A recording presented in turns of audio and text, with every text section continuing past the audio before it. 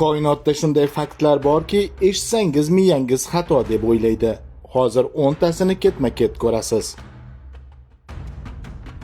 Koinotda brilliant yulduz bor. Bu BPM 37093 yulduzi. 10 kvintillion tonna og'irlikdagi ulkan olmos.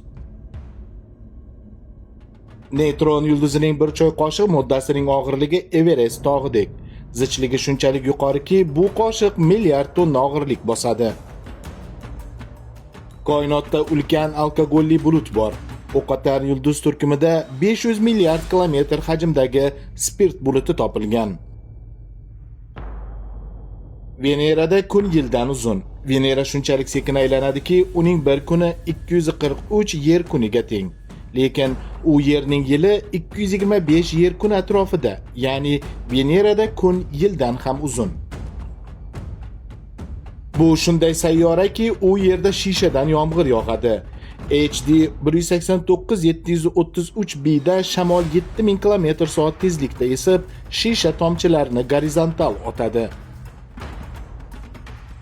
Kosmik sukunat shunchalik mutlaqoki, tovush butunlay yo'qoladi. Vakuumda tovush to'lqinlari shunchaki mavjud bo'la olmaydi.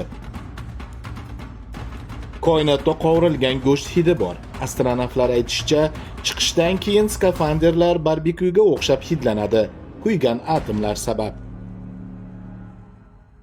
Somon yo'lida 100 milliard sayyora bo'lishi mumkin, lekin biz hozircha ularning 1% dan ham kamini aniqlaganmiz. Olov sayyora ham bor. Kepler 10b da sirt harorati 1400 gradus. U yerda toshlar tom ma'noda eriydi. Koinot yorug'lik tezligidan ham tez kengayadi. Obyektlar tez uchmaydi.